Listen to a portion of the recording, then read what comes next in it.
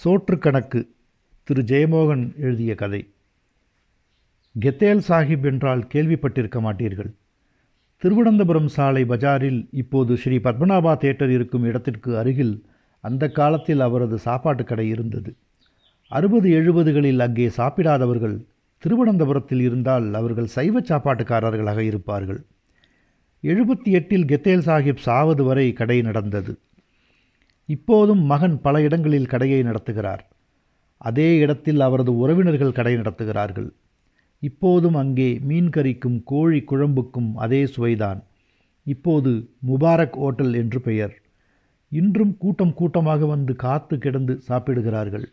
Mubarak ஹோட்டலில் சாப்பிட்டால்தான் திருவனந்தபுரம் வந்ததாகவே ஆகும் என நம்பும் அசைவ பிரியர்கள் கேரளம் முழுக்க உண்டு. ஆனால் கெத்தேல் சாஹிப் சோற்றுக்கடை வேறு ஒரு விஷயம். சொன்னால்தான் புரியும். இன்று கூட முபாரக் ஹோட்டல் ஒரு சந்துக்குள் தகரக்கூரை போட்ட கொட்டகையாகவே இருக்கிறது. அன்றெல்லாம் அது ஓலை வேய்ந்த 15 அடிக்கு 8 அடி கொட்டகை. மூங்கிலை கட்டி செய்த பெஞ்சு, மூங்கிலாலான மேஜை, கொட்டகை 4 பக்கமும் திறந்து கிடக்கும். வெயில் காலத்துக்கு சிலுசிலுவென்று காற்றோட்டமாக இருந்தாலும் மழையில் நன்றாகவே சாரல் அடிக்கும். கேரளத்தில் மழைக்காலம்தானே அதிகம். இருந்தாலும் கெத்தேல் சாஹிப்பின் ஓட்டலில் எந்நேரமும் கூட்டம் இருக்கும். எந்நேரம் என்றா சொன்னேன்? அவர் எங்கே எந்நேரமும் கடையை திறந்து வைத்திருக்கிறார். மதியம் 12 மணிக்கு திறப்பார், 3 மணிக்கெல்லாம் மூடிவிடுவார். அதன் பின்பு சாயங்காலம் 7 மணிக்கு திறந்து ராத்திரி 10 மணிக்கு மூடிவிடுவார். காலை 11 மணிக்கே கடையின் முன்னால் ஒட்டு திண்ணையிலும் எதிர்ப்பக்கம் ரஹமத் விலாஸ் என்ற தையல் கடையிலும் கரு பழ அருணாச்சலம் செட்டியார் அண்ட் சன்ஸ் மொத்த பலசரக்கு வணிகம் கடையின் குடோனின் வாசலிலும் ஆட்கள் காத்து நிற்பார்கள். பாதிப்பேர் மாத்ருபூமியோ கேரள கௌமுதியோ வாங்கி வந்து வாசிப்பார்கள். கே. பாலகிருஷ்ணனின் சூடான அரசியல் கட்டுரைகளை பற்றி விவாதம் நடக்கும். சமயங்களில் வாக்கேற்றமும் உண்டு. எல்லாம் சாஹிப் கடையை திறப்பதற்கு அறிகுறியாக வாசலில் தொங்கவிடப்பட்டிருக்கும் சாக்குப்படுதாவை மேலே தூக்கி சுருட்டி வைப்பது வரைதான். கூட்டம் கூட்டமாக உள்ளே போய் உட்கார்ந்து விடுவார்கள். கெத்தேல் சாஹிப் ராட்சசன் போல இருப்பார். 7 அடி உயரம், தூண் தூணாக கை கால்கள், அம்மை தழும்பு நிறைந்த பெரிய முகம். ஒரு கண் அம்மை போட்டு கலங்கி சோழி போல இருக்கும்.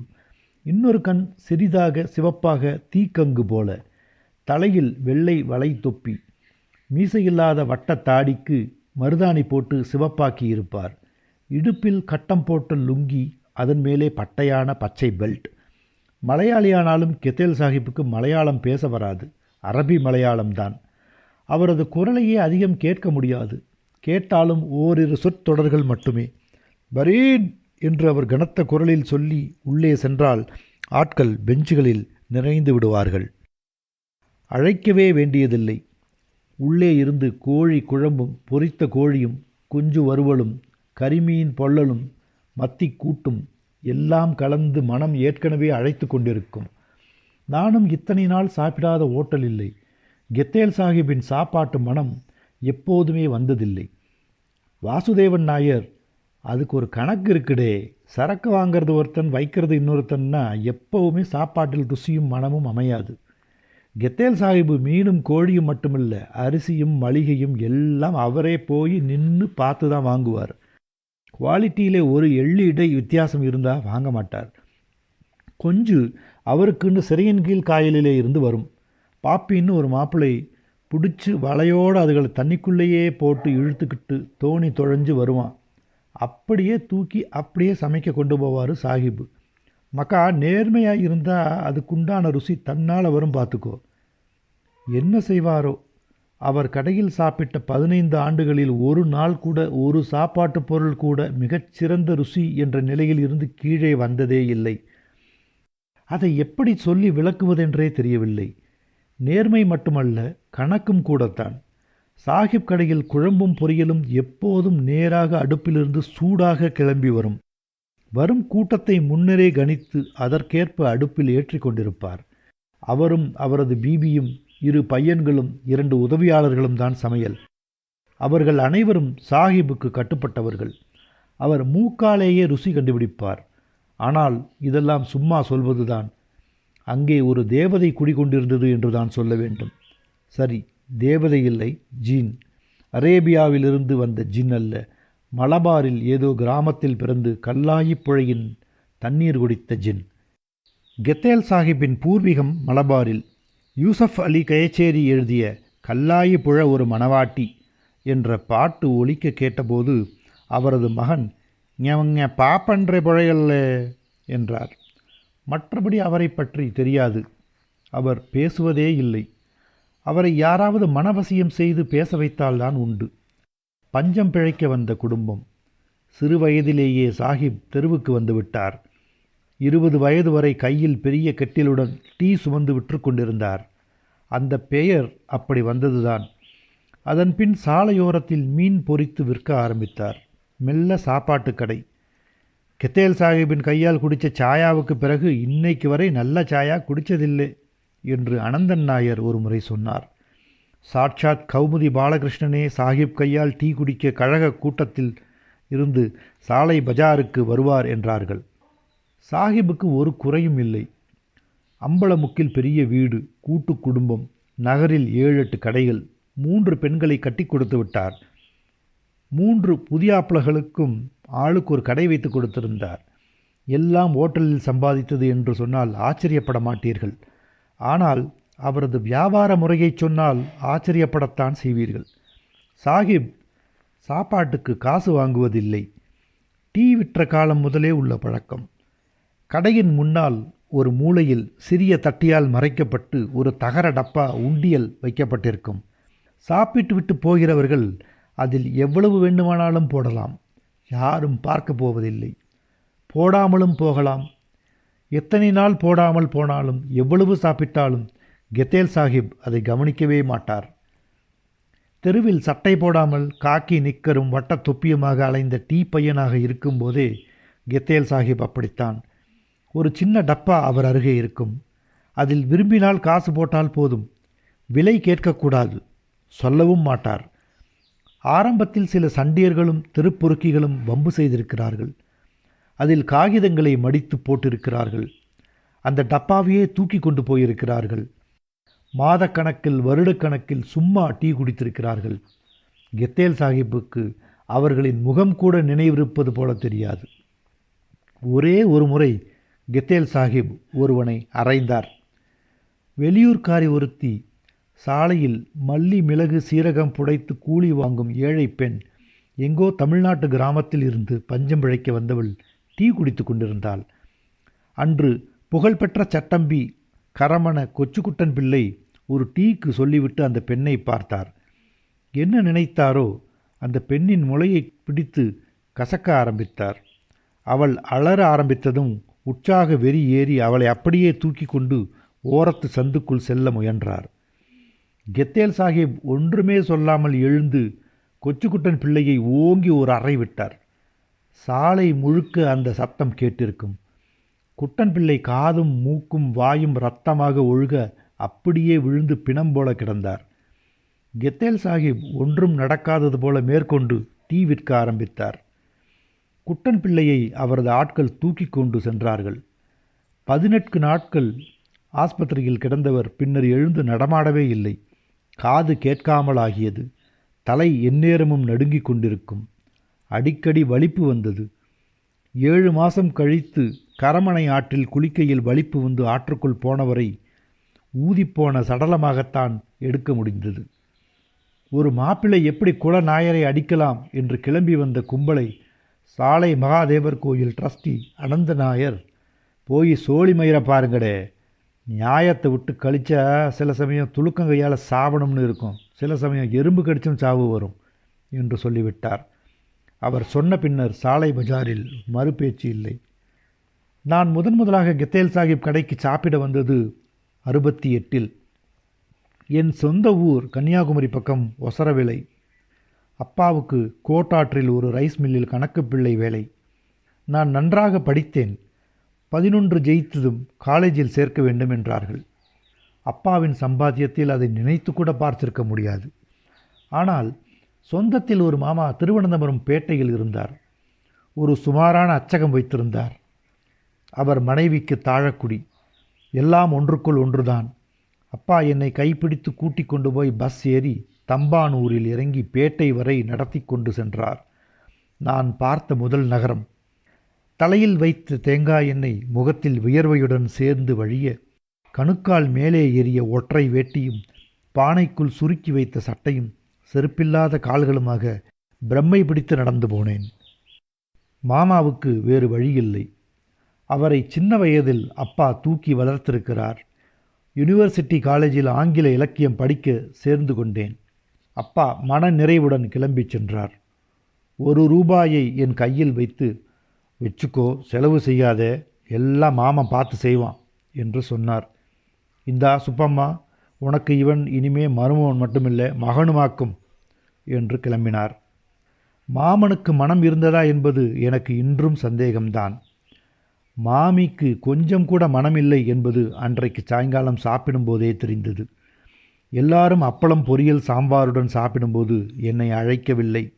சாப்பிட்டு முடித்த பின்னர் அடுப்படியில் ஒரு அலுமினிய பாத்திரத்தில் எனக்கு தண்ணீர் விட்ட சோறு அதிலேயே விடப்பட்ட குழம்புடன் இருந்தது. அவமானங்களும் பட்டினியும் எனக்கு பழக்கம்தான். எல்லாவற்றையும் பொறுத்து போனேன். பொறுத்து போக போக அவை அதிகமாக ஆயின. வீட்டில் எல்லா வேலைகளையும் நானே செய்ய வேண்டும். கிணற்றில் இருந்து குடம் குடமாக தண்ணீர் பிடித்து வைக்க வேண்டும். வீட்டை தினமும் கூட்டி பெருக்க வேண்டும். அவளுடைய 2 பெண்களையும் பள்ளிக்கூடம் கொண்டு சென்று விட வேண்டும். மூத்தவள் ராமலட்சுமி 8ஆம் கிளாஸ். அவளுக்கு கணக்கு சொல்லிக் கொடுத்து அவள் வீட்டு பாடத்தையும் செய்து கொடுக்க வேண்டும். இரவு சமையலறையை கழுவி விட்டு படுக்க வேண்டும். இவ்வளவுக்கும் எனக்கு அவர்கள் கொடுத்தது திண்ணையில் ஒரு இடம், 2 வேளை ஊறிய சோறும் ஊறுகாயும். எந்நேரமும் மாமி அதிருப்தியுடன் இருந்தாள். வீட்டுக்கு வரும் ஒவ்வொருவரிடமும் என்னை பற்றி புலம்பினாள். நான் உண்ணும் சோற்றால் அவர்கள் கடனாளியாகி கொண்டிருப்பதாகச் சொன்னாள். நான் புத்தகத்தை விரிப்பதை பார்த்தாலே அவளுக்கு வெறி கிளம்பி கத்த ஆரம்பிப்பாள். நான் எதையும் அப்பாவுக்கு எழுதவில்லை. அங்கே வீட்டில் இன்னும் 2 தம்பிகளும் ஒரு தங்கையும் இருந்தார்கள். பாதி நாள் ரைஸ் மில்லில் அரிசி புடைப்பவர்கள். பாற்றி கழித்து போடும் கருப்பு கலந்த குருணை அரிசியை கஞ்சியாக காய்ச்சித்தான் குடிப்போம். ஓடைக்கரையில் வளரும் கொடுப்பை கீரை குழம்பைத்தான் என் நினைவு தெரிந்த நாள் முதல் தினமும் சாப்பிட்டு வந்தேன். தேங்காய் கூட இல்லாமல் கீரையை வேக வைத்து பச்சை மிளகாய் புளி போட்டு கடைந்து வைத்த குழம்பு. பல சமயம் பசி வேகத்தில் அந்த மனமே வாயில் நீரூறச் செய்யும். என்றாவது ஒரு நாள் அம்மா துணிந்து நாளனாவுக்கு மத்திச்சாலை வாங்கினால் அன்றெல்லாம் வீடெங்கும் மணமாக இருக்கும். அன்று மட்டும் நல்ல அரிசியில் சோறும் சமைப்பாள். நாள் முழுக்க தியானம் போல மத்திக்குழம்பு நினைப்புதான் இருக்கும். எத்தனை முயன்றாலும் மனதை வேறெங்கும் செலுத்த முடியாது. அம்மா கடைசியில் சட்டியில் ஒட்டிய குழம்பில் கொஞ்சம் சோற்றை போட்டு துடைத்து பிசைந்து வாயில் போட போனால் அதிலும் பங்கு கேட்டு தம்பி போய் கையை நீட்டுவான். கல்லூரிக்கு ஃபீஸ் கொடுக்க வேண்டியிருந்தது. பலமுறை சுற்றி வளைத்து மாமாவிடம் சொன்னேன். கடைசியில் நேரடியாகவே கேட்டேன். உங்கள் அப்பாவுக்கு எழுதி கேளு, இங்கே தங்கி சாப்பிடத்தான் நான் சொல்லியிருக்கேன் என்றார்.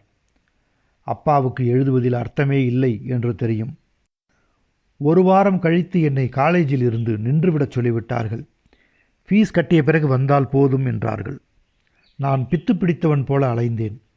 தம்பானூர் ரயில் நிலையத்துக்கு சென்று நாளெல்லாம் இரும்பு சத்தத்தை கேட்டுக்கொண்டு அமர்ந்திருந்தேன். விதம் விதமாக 1000 முறை தண்டவாளத்தில் விழுந்து செத்தேன். அப்போதுதான் என்னுடன் படித்த குமாரப்பிள்ளை என்ற மாணவன் ஒரு வழி சொன்னான். என்னை அவனே கூட்டிக் கொண்டு சென்று சாலையில் கே. நாகராஜ பணிக்கர் அரிசி மண்டையில் மூட்டைக்கணக்கு எழுதும் வேலைக்கு சேர்த்து விட்டான். சாயங்காலம் 5 மணிக்கு வந்தால் போதும். இரவு 12 மணி வரை கணக்கு எழுத வேண்டும். ஒரு நாளுக்கு 1 ரூபாய் சம்பளம். 40 ரூபாய் அட்வான்ஸாக கொடுத்தார். அதை கொண்டு சென்று ஃபீஸ் கட்டினேன். தினமும் வீடு சென்று சேர 1 மணி 2 மணி ஆகும். காலையில் 7 மணிக்குத்தான் எழுந்திருப்பேன். காலேஜ் இடைவெளிகளில் வாசித்தால்தான் உண்டு. ஆனாலும் நான் நல்ல மாணவனாக இருந்தேன். வகுப்புகளில் கூர்ந்து கவனிக்கும் வழக்கம் எனக்கு இருந்தது. நேரம்தான் போதவில்லை. யூனிவர்சிட்டி காலேஜில் இருந்து செக்ரட்டரியேட் வழியாக குறுக்காக பாய்ந்து கரமனை வழியாக சாலை பஜாருக்கு போக 3/4 மணி நேரம் ஆகிவிடும். சண்முகம் பிள்ளை கடைசி கிளாஸ் எடுத்தார் என்றால் 4:30 மணி வரை கொண்டு போவார். நான் போவதற்கு தாமதமானால் பரமசிவம் கணக்கு பார்க்க வந்து அமர்ந்து விடுவான். அதன் பின் போனாலும் பிரயோஜனமில்லை. வாரத்தில் 4 நாட்கள்தான் சரக்கு வரும். அதில் ஒரு நாள் போனால் வாரத்தில் 1/4 பங்கு வருமானம் இல்லாமலானது போல. முதல் மாதம் எனக்கு பணமே தரப்படவில்லை. வரவேண்டிய 15 ரூபாயையும் பணிக்கர் முன்பணத்தில் வரவு வைத்து விட்டார். நான் காலை எழுந்ததும் மாமி என் முன்னால் ஒரு நோட்டு புத்தகத்தை கொண்டு வைத்துவிட்டு போனாள். புரட்டி பார்த்தேன். பழைய நோட்டு. நான் வந்த நாள் முதல் சாப்பிட்ட ஒவ்வொரு வேளைக்கும் கணக்கு எழுதப்பட்டிருந்தது. ஒரு வேளைக்கு 2 அணா கணக்கு போட்டு மொத்தம் 48 ரூபாய் என் பற்றில் இருந்தது. எனக்கு தலை சுற்றியது. மெதுவாக சமையலறைக்கு போய், என்ன மாமி இது என்றேன். சோறு சும்மா போடுவாளா? நீ இப்போ சம்பாதிக்கிறல்ல, கொடுத்தா தான் உனக்கும் மரியாதை எனக்கும் மரியாதை என்றாள். கணக்கு தப்பாக இருந்தால் சொல்லு பார்ப்போம். நான் அப்பமே இருந்து ஒரு நாள் விடாமல் எழுதிட்டு தான் வாரேன். நான் கண் கலங்கி தொண்டை அடைத்து பேசாமல் நின்றேன். பின்பு, நான் இப்படின்னு நினைக்கல மாமி. எனக்கு அவ்வளோ ஒன்றும் கிடைக்காது. ஃபீஸ் கட்டணும், புக்கு வாங்கணும் என்றேன். இந்தா பாரு, நான் உனக்கு என்னத்துக்கு சும்மா சோறு போடணும்? எனக்கு 2 பெண் மக்கள் இருக்குது. நாளைக்கு அதுகளை ஒருத்தங்கிட்ட அனுப்பணுமானா பணமும் நகையுமா எண்ணி வைக்கணும் பார்த்துக்கோ. கணக்கு கணக்காக இருந்தால் உனக்கும் மரியாதை எனக்கும் மரியாதை. நான் மெல்லிய குரலில், இப்போ என்கிட்ட பணம் இல்லை மாமி, நான் கொஞ்சம் கொஞ்சமாக கொடுத்துடுறேன் என்றேன்.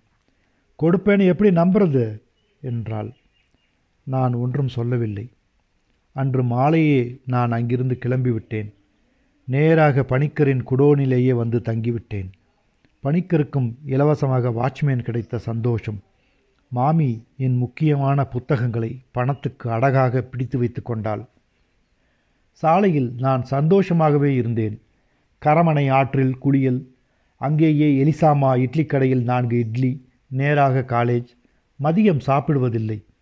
சாயங்காலம் வேலை முடிந்த பின்னர் ஒரு புரை அல்லது டீ குடித்துவிட்டு படுத்து விடுவேன். கணக்கில் ஒருவேளை உணவுதான். எந்நேரமும் பசி இருந்து கொண்டே இருக்கும். எதை யோசித்தாலும் சாப்பாட்டு நினைவில் வந்து முடியும்.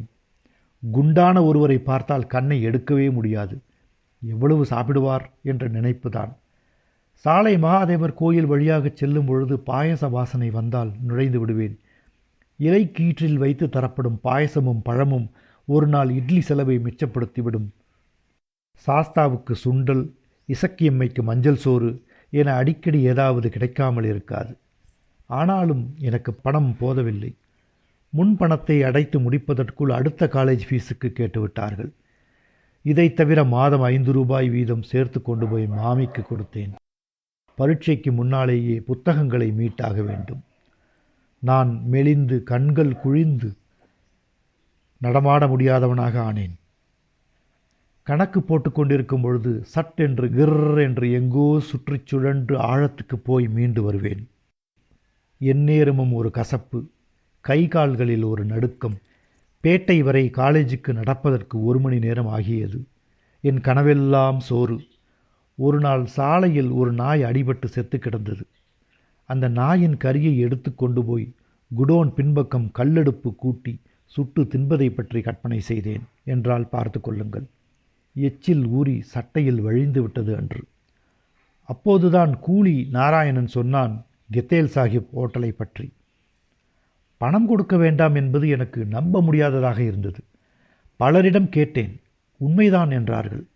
இருந்தால் கொடுத்தால் போதுமாம். எனக்கு தைரியம் வரவில்லை. ஆனால் கெத்தேல் சாஹிப் ஹோட்டலை பற்றிய நினைப்பு எந்நேரமும் மனத்தில் ஓடியது. 4-5 முறை ஓட்டலுக்கு வெளியே சென்று நின்று பார்த்துவிட்டு பேசாமல் வந்தேன். அந்த நறுமணம் என்னை கிறுக்காக்கியது. நான் பொரித்த மீனை வாழ்க்கையிலேயே 2 முறைதான் சாப்பிட்டிருக்கிறேன். 2 முறையும் சொந்தத்தில் ஒரு பண்ணையார் வீட்டில்தான். 1 வாரம் கழித்து 3 ரூபாய் திரண்ட பின் அந்த பணத்துடன் கெத்தேல் சாஹிப் ஹோட்டலுக்கு சென்றேன். சாஹிப் ஹோட்டலை திறப்பது வரை எனக்கு உடல் நடுங்கிக் கொண்டே இருந்தது. ஏதோ திருட்டுத்தனம் செய்ய வந்தவனைப் போல் உணர்ந்தேன்.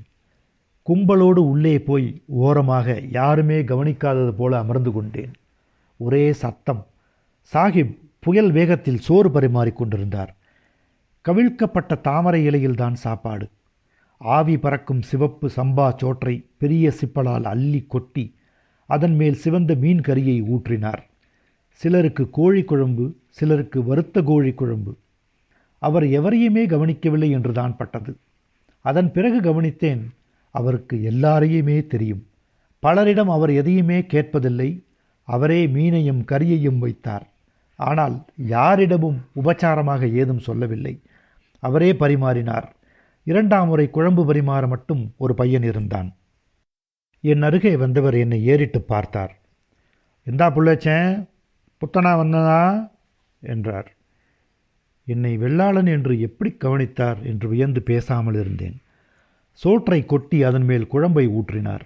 ஒரு பெரிய பொரித்த சிக்கன் கால், 2 துண்டு பொரித்த மீன். தின்னு என்று உரிமைய பெண் திரும்பிவிட்டார்.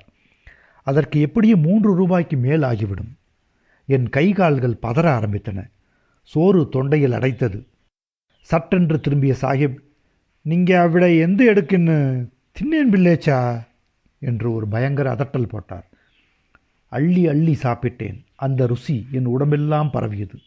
ருசி, கடவுளே, அப்படி ஒன்று உலகில் இருப்பதையே மறந்துவிட்டேனே. என் கண்களில் இருந்து கண்ணீர் கொட்டி வாய் வரைக்கும் வழிந்தது. ஒரு சின்ன கிண்டியில் உருகிய நெய் போன்ற ஒன்றுடன் கெத்தேல் சாஹிப் என் அருகே வந்தார். என் சோற்றில் அதை கொட்டி இன்னும் கொஞ்சம் குழம்பு விட்டு, குழைச்சி தின்னோ ஹம்கே, மீன் கொழுப்பானோ என்றார். ஆற்று மீனின் கொழுப்பு அது. அதன் செவில் பகுதியில் இருந்து மஞ்சளாக வெட்டி வெளியே எடுப்பார்கள். கறிக்கு அது தனி ருசியை கொடுத்தது. அதிகமாக சாப்பிட்டு பழக்கம் இல்லாததனால் ஒரு கட்டத்தில் என் வயிறு அடைத்து கொண்டது. சட்டென்று இன்னும் 2 சிப்பல் சோற்றை என் இலையில் கொட்டினார் சாஹிப்.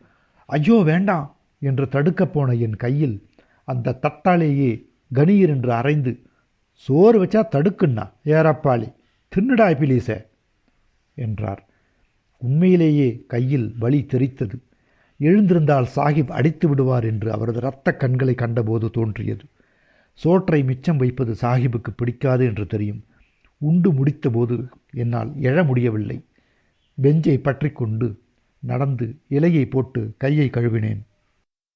அந்த பெட்டியை நெருங்கிய போது என் கால்கள் நடுங்கின. எங்கோ ஏதோ கோணத்தில் கெத்தேல் சாஹிப் பார்த்து கொண்டுதான் இருப்பார் என்று தோன்றியது. ஆனால் அவர் வேறு ஆட்களை கவனித்து கொண்டிருந்தார். பலர் பணம் போடாமல் போனார்கள் என்பதை கவனித்தேன். சிலர் போட்டபோதும் சாதாரணமாகத்தான் இருந்தார்கள். நான் கை நடுங்க 3 ரூபாயை எடுத்து உள்ளே போட்டேன். ஏதோ ஒரு குரல் கேட்கும் என முதுகெல்லாம் காதாக கண்ணாக இருந்தேன். மெல்லே வெளியே வந்தபொழுது என் உடலே கனமிழக்க ஆரம்பித்தது. சாலை எங்கும் குளிர்ந்த காற்று வீசுவது போல் இருந்தது. என் உடம்பு புல்லரித்து கொண்டே இருக்க எவரையும் எதையும் உணராமல் பிரமையில் நடந்து கொண்டிருந்தேன். 4-5 நாள் நான் அப்பகுதிக்கே செல்லவில்லை. மீண்டும் 2 ரூபாய் சேர்ந்தபோது துணிவு பெற்று கெத்தேல் சாஹிப் கடைக்கு சென்றேன். அவர் என்னை அடையாளம் கண்டுகொண்டார் என்பது அதே போல கொழுப்பை கொண்டு வந்து ஊற்றிய போதுதான் தெரிந்தது. அதே அதட்டல், அதே வசை, அதே போல உடல் வெடிக்கும் அளவுக்கு சாப்பாடு. இம்முறை பணத்தை நிதானமாகவே போட்டேன். மீண்டும் 3 நாட்கள் கழித்து சென்றபோது என் கையில் 7 ரூபாய் இருந்தது. அன்று மாலை நான் அதை மாமிக்கு கொண்டு கொடுக்க வேண்டும். அதில் 2 ரூபாய்க்கு சாப்பிடலாம் என நினைத்தேன். 2 அணாவுக்கு மேல் சாப்பிடுவது என்பது என்னை பொறுத்தவரை ஊதாரித்தனத்தின் உச்சம். ஆனால் ருசி என்னை விடவில்லை. அந்நாட்களில் என் கனவுகளில் கூட கெத்தேல் சாஹிப் ஹோட்டலின் மீன் குழம்பும் கோழி பொரியலும் தான் வந்து கொண்டிருந்தன. ஏன், நோட்டு புத்தகத்தின் பின்பக்கம் ஒரு கவிதை கூட எழுதி வைத்திருந்தேன். உட்கார்ந்து சாப்பிட்டு எழுந்து சென்றபோது பணம் போடாவிட்டால் என்ன என்ற எண்ணம் வந்தது. அந்த நினைப்பே வயிற்றை அதிரச் செய்தது. மேற்கொண்டு சாப்பிடவே முடியவில்லை. பந்தை தண்ணீரில் முக்குவது போல சோற்றை தொண்டையில் அழுத்த வேண்டியிருந்தது. கண்கள் இருட்டி கொண்டு வந்தன. எழுந்து கை கழுவி விட்டு கனத்த குளிர்ந்த கால்களை தூக்கி வைத்து நடந்தேன். சிறுநீர் முட்டுகிறதா, தலை சுழல்கிறதா, மார்பு அடைக்கிறதா ஒன்றும் புரியவில்லை. பேசாமல் பணத்தை போட்டுவிடலாம் என்று தோன்றியது. மெல்ல நடந்து உண்டியல் அருகே வந்தேன். அதை தாண்டி செல்ல முடியவில்லை. காதுகளில் ஒரு இரைச்சல். சட்டென்று 7 ரூபாயையும் அப்படியே தூக்கி உள்ளே போட்டுவிட்டு வெளியே வந்தேன். வெளிக்காற்று பட்டதும் தான் என்ன செய்திருக்கிறேன் என்று புரிந்தது. அரை மாத சம்பாத்தியம் அப்படியே போய்விட்டது. எத்தனை பாக்கிகள்! கல்லூரி ஃபீஸ் கட்ட 8 நாட்கள் தான் இருந்தன. என்ன செய்துவிட்டேன்? முட்டாள்தனத்தின் உச்சம். மனம் உருகி கண்ணீர் வந்து கொண்டே இருந்தது. மிக நெருங்கிய ஒரு மரணம் போல, மிகப்பெரிய ஏமாற்றம் போல. கடைக்கு சென்று அமர்ந்தேன். இரவு வரை உடம்பையும் மனத்தையும் முழுக்க பிடுங்கிக் கொள்ளும் வேலை இருந்ததனால் தப்பித்தேன். இல்லாவிட்டால் அந்த வெறியில் ஏதாவது தண்டவாளத்தில் கூட தலை வைத்திருப்பேன். அன்றிரவு தோன்றியது, ஏன் அழ வேண்டும்? அந்த பணம் தீர்வது வரை கித்தேல் சாஹிப் ஹோட்டலில் சாப்பிட்டால் போயிற்று. அந்நினைப்பு அளித்த ஆறுதலுடன் தூங்கிவிட்டேன். மறுநாள் மதியம் வரைதான் காலேஜ். நேராக வந்து கித்தேல் சாஹிப் ஹோட்டலில் அமர்ந்து நிதானமாக ருசித்து சாப்பிட்டேன். அவர் கொண்டு வந்து வைத்து கொண்டே இருந்தார். கொஞ்சம் இடைவெளி விட்டால் கூட எழப்போகிறேன் என்று நினைத்து, டேய் வாரி தின்னுடா இவாரே என்றார். சாப்பிட்டு விட்டு கை கழுவி பேசாமல் நடந்தபோது உள்ளே கித்தால் சாஹிப் கேட்டால் சொல்ல வேண்டிய காரணங்களை சொற்களாக்கி வைத்து கொண்டிருந்தேன். அவர் கவனிக்கவே இல்லை. வெளியே வந்தபோது ஏமாற்றமாக இருந்தது. சட்டென்று அவர் மேல் எரிச்சல் வந்தது. பெரிய புடுங்கி என்று நினைப்பு. தர்மத்துக்கு கட்டுப்பட்டு எல்லாரும் பணம் போடுவதனால் இவன் பெரிய தர்மவானாக தோற்றமளிக்கிறான். ரம்சானுக்கு சக்காத்து கொடுப்பவர்கள் கணத்தை கொண்டு வந்து உண்டியலிலே போடுவதனால் பிழைக்கிறான். சும்மாவா கொடுக்கிறான்? இப்படி கிடைத்த பணம் தானே வீடும் சொத்துமாக ஆகியிருக்கிறது. போடாவிட்டால் எதுவரை பொறுப்பான்? பார்ப்போமே. அந்த எரிச்சல் எதனால் என்று தெரியவில்லை. ஆனால் உடம்பு முழுக ஒரு திணவு போல அது இருந்து கொண்டே இருந்தது. அந்த எரிச்சலுடன் தான் மறுநாள் சென்று அமர்ந்தேன். கித்தேல் சாஹிப் கேட்க மாட்டார் என நான் அறிவேன். ஆனால் அவர் பார்வையில், நடத்தையில் ஒரு சிறிய மாற்றம் தெரிந்தால் கூட அன்றுடன் அங்கே செல்வதை நிறுத்திவிட வேண்டும் என நினைத்து கொண்டேன். கொஞ்சம் அதிகமாக உபசரித்தால் கூட அவருக்கு கணக்கு இருக்கிறது, கவனிக்கிறார் என்றுதானே அர்த்தம். ஆனால் கித்தேல் சாஹிப் அவரது வழக்கமான அதே வேகத்துடன் பரிமாறிக்கொண்டிருந்தார். கொழுப்பு ஊற்றினார். கோழி தின்னு பிள்ளைச்சா என்று ஒரு அரை கோழியை வைத்தார். பின்னர் மீன் வைத்தார். அவர் இந்த உலகில்தான் இருக்கிறாரா?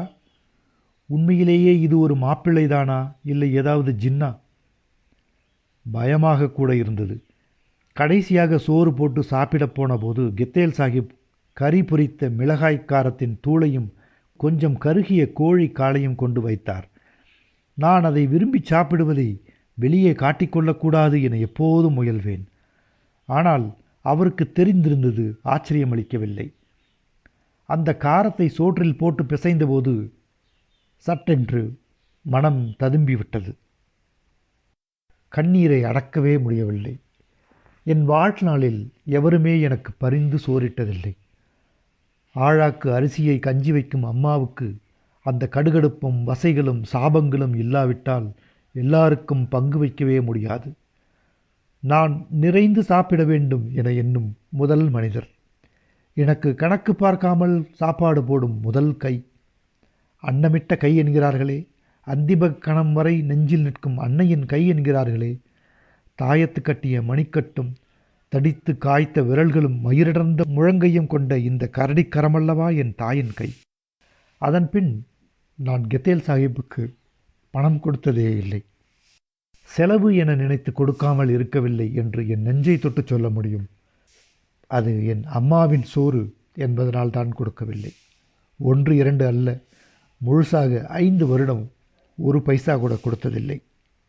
தினமும் ஒருவேளை அங்கே சாப்பிடுவேன். மாலை அல்லது மதியம். அதுவே எனக்கு போதுமானதாக இருந்தது.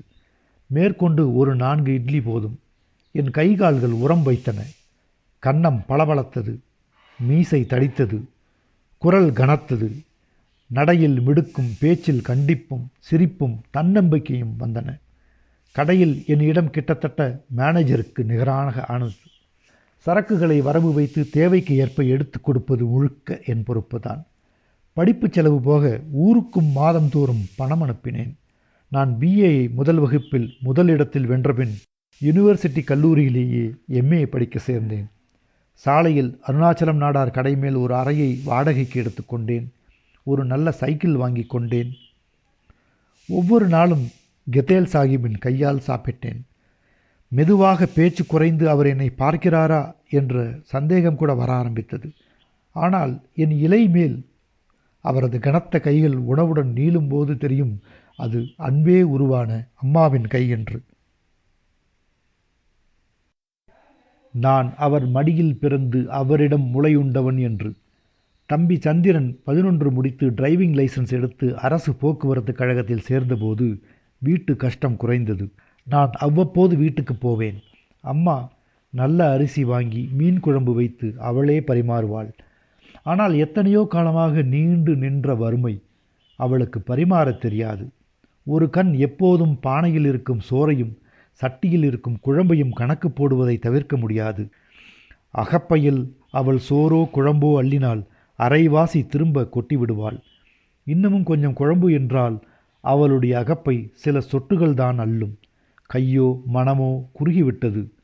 சாலை புளி மூலமும் சம்பா அரிசி சோறும் அவள் அள்ளி வைக்கையில் நான் 4வது உருண்டை சோறில் வயிறு அடைத்த உணர்வை அடைவேன். அந்த சோற்றை அள்ளி வாயில் போடுவதே சலிப்பாக தெரியும். பலவீனமாக சாப்பிடுடா என்றாள் அம்மா. தலையசைத்து முகம் கழுவிக்கொள்வேன். எம்ஏயில் பல்கலைக்கழகத்தில் 2ஆம் இடத்தில் வந்தேன். உடனே அதே யூனிவர்சிட்டி கல்லூரியில் விரிவுரையாளராக வேலை கிடைத்தது. ஆணை கைக்கு வந்த அன்று மதியம் நேராக கெத்தேல் சாஹிப் கடைக்குத்தான் போனேன். கடை திறக்கவில்லை. நான் பின்பக்கம் சென்றேன். சாக்குப்படுதாவை விலக்கி பார்த்தேன். பெரிய உருளியில் கெத்தேல் சாஹிப் மீன் குழம்பை கிண்டிக் கொண்டிருந்தார். முகமும் கைகளும் சிந்தனையும் எல்லாம் குழம்பில் இருந்தன. அது ஒரு தொழுகை போல அவரை கூப்பிடுவது சரியல்ல என்று தோன்றியது. திரும்பிவிட்டேன். மதியம் கெத்தேல் சாஹிப் என் இலைக்கு சோறு போடும்போது நிமிர்ந்து அவர் முகத்தை பார்த்தேன். அதில் எனக்கான எந்த பார்வையும் இல்லை. சொல்ல வேண்டாம் என்று தோன்றியது. அந்த செய்திக்கு அவரிடம் எந்த அர்த்தமும் இல்லை. சாயங்காலம் ஊருக்கு சென்றேன். அம்மா மகிழ்ச்சி அடைந்தாளா என்றே தெரியவில்லை. எதையும் கவலையாகவே காட்டும் முக அமைப்பு அவளுக்கு. அப்பா மட்டும் என்னடா கொடுப்பான் என்றார். அது கிடைக்கும் என்றேன் சாதாரணமாக. என்ன 200 கொடுப்பானா என்றார். நான் அந்த கேள்வியில் இருந்த அற்பத்தனம் மிக்க குமாஸ்தாவை கண்டுகொண்டு சீண்டப்பட்டேன். அளவன்ஸோடு சேர்த்து 700 ரூபா என்றேன். அப்பாவின் கண்களில் ஒரு கணம் மின்னி மறைந்த வன்மத்தை இறுதி கணம் வரை மறக்க முடியாது. மாதம் 20 ரூபாய்க்கு மேல் சம்பளமே வாங்காமல் ஓய்வு பெற்றவர் அவர். தம்பிதான் உண்மையான உற்சாகத்துடன் துள்ளினான். நீ இங்கிலீஷில் தானே கிளாஸ் எடுக்கணும், உனக்கு அப்படின்னா நல்லா இங்கிலீஷ் பேச தெரியுமில்ல, துரை மாதிரி பேசவே இல்லை என்று ததும்பிக் கொண்டே இருந்தான். அம்மா கோபத்துடன், துள்ளுறது சரி, உள்ள பணத்தை சேர்த்து கீழே உள்ள குமருகளை கரையேற்ற வழியை பாருங்க என்றாள். தார்மீகமான ஒரு காரணத்தை கண்டுகொண்ட பின் அவளுடைய ஆங்காரம் அவ்வழியாக வெளியேற ஆரம்பித்தது. துள்ளினவெல்லாம் எங்கே கிடக்கான்னு கண்டேல்ல, தாழக்குடிக்காரிய அன்னைக்கு சமூக கல்யாணத்தில் பார்த்தேன். பூஞ்சம் பிடிச்ச கருவாடு கணக்காட்டில் இருந்தா என்ன ஆட்டம் ஆடுனா பாவி, சாமி நின்று கொடுக்கும்லா என்றாள். ஏட்டி நீ என்ன பேசுத, இன்னா நிற்கானே உனக்கு மவன், அவள் போட்ட சோத்தில் படித்து ஆளானா, நன்னி வேணும் பார்த்துக்க, நன்னி வேணும் என்றார் அப்பா. என்ன நன்னி, இம்புட்டு சோறும் குழம்பும் போட்டா அதுக்கு உள்ளதை கணக்கு போட்டு அவள் மூஞ்சியில் விட்டெறிஞ்சா போருமே, இல்லைன்னா நாளைக்கு பின்ன வேறு கணக்கோட வந்து நிற்பா வாசலில் ஏழவெடுத்த சிரிக்கி, அம்மா சொன்னாள். அப்போ சி ஊத்தவாய மூடுடி என்று சீறி எழ சண்டை எழுந்தது. மறுநாள் தாழக்குடிக்கு போனேன். மாமா இறந்து 2 வருடங்கள் ஆகிவிட்டிருந்தது. திடீரென்று ஒரு காய்ச்சல். நான் தான் ஆஸ்பத்திரியில் கூடவே இருந்தேன். ஈரில் ஏற்பட்ட காயம் வழி இதயம் வரை பாக்டீரியா சென்றுவிட்டது. 3ஆம் நாள் இரவில் போய்விட்டார். காடாத்து முடிந்து அச்சக கணக்குகளை பார்த்தோம். 2000 ரூபாய் வரை கடன் இருந்தது. கட்டிட உரிமையாளர் அச்சகத்தை காலி செய்ய வேண்டும் என்று சொன்னார். இயந்திரங்களை விற்று கடனை அடைத்த பின் மாமி எஞ்சிய 3000 ரூபாய் பணத்துடன் தாழக்குடிக்கே வந்துவிட்டாள். அவள் வீட்டு பங்குக்கு கொஞ்சம் நிலம் இருந்தது. ஒரு வீட்டை ஒத்திக்கு எடுத்துக்கொண்டாள். ராமலட்சுமி 11க்கு மேல் படிக்கவில்லை. சின்னவள் 8ஆம் வகுப்பு. மாமி ஆடிப்போய்விட்டாள். நாள் செல்ல பணம் கரைந்து அந்த பீதி முகத்தில் படிந்து அவள் மெலிந்து வறண்டு நிழல் போல ஆவதைக் கண்டேன். ஊருக்கு வரும்போது சென்று பார்த்து மரியாதைக்காக கொஞ்சம் பேசிவிட்டு மேஜையில் ஒரு 10 ரூபாய் வைத்துவிட்டு வருவேன். வீட்டில் மாமி இல்லை. ராமலட்சுமி மட்டும்தான் இருந்தாள். அவளும் கொஞ்சம் புகைப்படிந்தது போலத்தான் இருந்தாள். ஒரு அங்கணமும் திண்ணையும் சமையல் சாய்ப்பும் மட்டும்தான் வீடு. சுருட்டப்பட்ட பாய்கள் கொடியில் தொங்கின. தரை சாணி மெழுகப்பட்டிருந்தது. சிறிய மேஜை மேல் ராணிமுத்து நாவல். ராமலட்சுமி கொல்லை பக்கம் வழியாக வெளியே போய் பக்கத்து வீட்டிலிருந்து ஜீனியோ டீ வாங்கி வந்து எனக்கு கருப்பு டீ போட்டு கொடுத்தாள். மேஜை மேல் டம்ளரை வைத்துவிட்டு கதவருகே சென்று பாதி உடல் மறைய நின்று கொண்டாள். நான் அவள் வகிடை மட்டும்தான் பார்த்தேன். அவள் சூட்டிகையான பெண். ஆனால் கணக்கு மட்டும் வரவே வராது.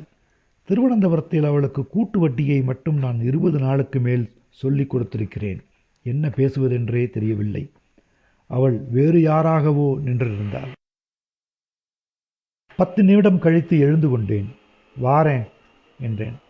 அம்மா வந்துருவா என்றாள் மெல்லிய குரலில். இல்லை வாரேன் என்ற பின் மேஜையில் ஒரு 50 ரூபாய் தாளை எடுத்து வைத்துவிட்டு வெளியே வந்தேன். ஊடு வழியில் நடக்கும்பொழுது எதிரே மாமி வருவதைக் கண்டேன். அழுக்கு சேலையை சும்மாடாக சுற்றி வைத்து அதில் ஒரு நார்பெட்டியை வைத்திருந்தாள். என்னை சாதாரணமாக பார்த்து அரைக்கணம் கழித்தே புரிந்து கொண்டாள். ஐயோ மக்கா என்றாள். பெட்டியை நான் பிடித்து இறக்கி வைத்தேன். அதில் தவிடு இருந்தது. எங்கோ கூலிக்கு நெல் குற்றப் போகிறாள். தவிடுதான் கூலி. அதை விற்க கொண்டு போகிறாள் போல. வீட்டுக்கு வா மக்கா என்று கையை பிடித்தாள். இல்லை நான் போகணும், இன்றைக்கே திருவனந்தபுரம் போகிறேன் என்ற பின் வேலை கிடச்சிருக்கு காலேஜில் என்றேன். அவளுக்கு அது சரியாக புரியவில்லை. வறுமை மூளையை உரசி உரசி மழுங்கடித்து விடுகிறது. சட்டென்று புரிந்து கொண்டு ஐயோ என் மக்கா நல்லா இருடே என்று என் கையை மீண்டும் பற்றி கொண்டாள். உனக்கு ஒரு வேலை கிடச்ச பிறகு கேட்கலான்னு இருந்தேன். கேட்க எனக்கு நாதி இல்லை மக்கா. இன்னான்னு தர என் கையில் கால் சக்கரம் இல்லை. பாத்தியா, கண்டவனுக்கு நெல் குத்தி கொடுத்து கஞ்சி குடிக்கிறோம். தவிடு விற்கலைன்னா அந்தி பசிக்கு பச்சத்தை விடையாக்கும் திங்கிறது மக்கா. ஆனால் நல்ல காலத்தில் நான் உனக்கு சோறு போட்டிருக்கேன். என் கையால் கஞ்சியும் பற்றும் குடிச்சு தான் நீ ஆளான.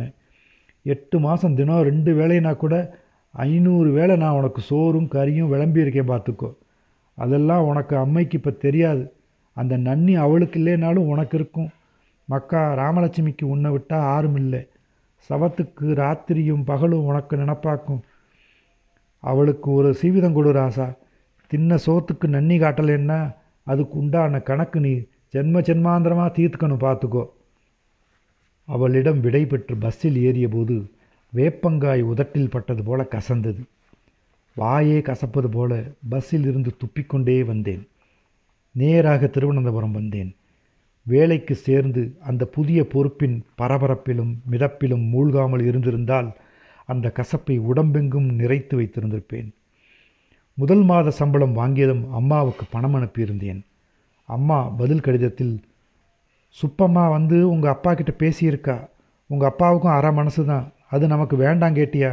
அவங்க செய்ததுக்கு 100 1000 அந்த குட்டி கல்யாணத்துக்கு கொடுத்துருவோம். நாம் யாருக்கும் சோத்து கடன் வச்ச மாதிரி வேண்டாம். இப்போ நல்ல இடங்களில் கேட்குறாங்க, நல்லா செய்வாங்க. பூதப்பாண்டியில் இருந்து ஒரு தரம் வந்திருக்கு, பார்க்கட்டுமா என்று கேட்டிருந்தாள். இரவெல்லாம் யோசித்து கொண்டிருந்தேன். சலித்து போய் தூங்கிவிட்டேன். காலையில் மனம் தெளிவாக இருந்தது. அம்மாவுக்கு, பாரு பொண்ணு கொஞ்சம் படித்தவளாக இருக்கணும் என்று எழுதி போட்டேன். முதல் மாதமே கேன்டீன் சாமிநாத ஐயர் நடத்திய 20,000 ரூபாய் சீட்டு ஒன்றில் சேர்ந்திருந்தேன். மாதம் 500 ரூபாய் தவணை வரும். அதை 4,000 ரூபாய் தள்ளி ஏலத்தில் எடுத்தேன். 16,000 ரூபாய் மொத்தமாக மாத்ருபூமி நாளிதழ் தாளில் சுருட்டி கையில் கொடுத்து விட்டார். எல்லாமே 100 ரூபாய் கட்டுகள். அத்தனை பணத்தை நான் என் கையால் தொட்டதில்லை. ஒரு விதமான திகில் கைகளை கூச வைத்தது.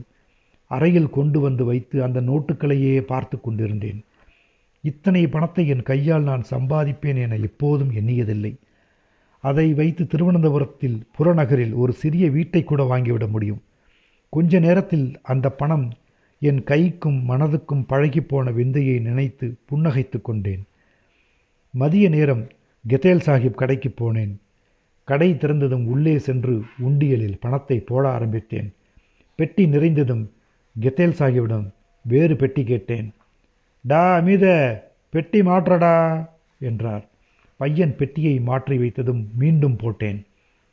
மொத்த பணத்தையும் போட்டபின் கை கழுவி விட்டு வந்து அமர்ந்தேன். கெத்தேல் சாஹிப் இலை போட்டு எனக்கு பிரியமான கொஞ்சு பொரியலை வைத்தார். சோறு போட்டு குழம்பு ஊற்றினார். அவரிடம் எந்த மாறுதலும் இருக்காதென்று எனக்கு நன்றாக தெரிந்திருந்தது. ஒரு சொல் இல்லை. அப்பால் இரு பையன்கள் ஒண்டியது போல அமர்ந்திருந்தார்கள். வெளிரிய நாயர் பையன்கள். சத்தற்ற பூசணம் பூத்த சருமம், வெளுத்த கண்கள். கெத்தேல் சாஹிப் அள்ளி வைத்த கறியை முட்டி முட்டி தின்று கொண்டிருந்தார்கள். கெத்தேல் சாஹிப் இன்னொரு துண்டு கறியை ஒருவனுக்கு வைக்க அவன் ஐயோ வேண்டா என்று எழுந்தே விட்டான். கெத்தேல் சாஹிப், தின்னுடா எறப்போலையோடுமானே என்று அவன் மண்டையில் ஒரு அடி போட்டார். பலமான அடி. அவன் பயந்து அப்படியே அமர்ந்து விட்டான். கண்ணில் காரத்தூள் விழுந்ததோ என்னமோ, அழுது கொண்டே சாப்பிட்டான். கெத்தேல் சாஹிப் மாறி மாறி கோழியும் குழம்பும் மீனும் கொஞ்சுமாக பரிமாறிக்கொண்டிருந்தார். நான் எதிர்பார்த்தது அவரது கண்களில் ஒரு பார்வையை. நானும் ஒரு ஆளாகிவிட்டேன் என்று என் தாய்க்கு தெரிய வேண்டாமா இல்லையா? ஆனால் அவரது கண்கள் வழக்கம் போல என்னை சந்திக்கவே இல்லை. மீண்டும் மீன் கொண்டு வைக்கும் பொழுது கனத்த கரடி கரங்களை பார்த்தேன். அவை மட்டும்தான் எனக்கு உரியவை போல. அவை என் வயிற்றை மட்டுமே அளவெடுக்கும் போல. அன்று ஊருக்கு கிளம்பிச் சென்றேன். ராமலட்சுமியை அடுத்த ஆவணியில் திருமணம் செய்து கூட்டி வந்தேன்.